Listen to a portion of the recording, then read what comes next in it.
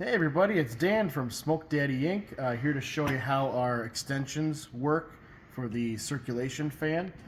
So first you remove the nut. It's a reverse left-handed thread nut. Take that off. Take the fan blade off. And then as you can see, there's a little washer and a C-clip. So I'll take a pair of pliers, get a hold of that washer, kind of move back and forth a little bit. Sometimes it's pressed on there.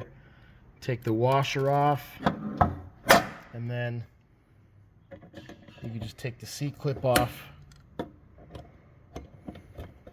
like that.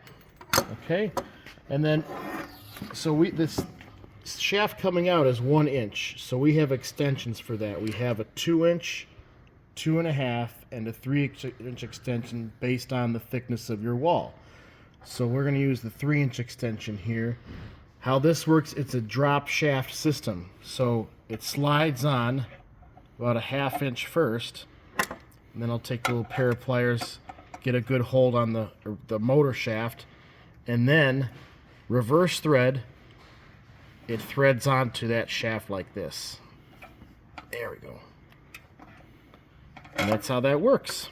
And then you just put it onto the grill, replace it with the fan. It's a keyed hole, and then you put the reverse thread nut back on. And that's how that works.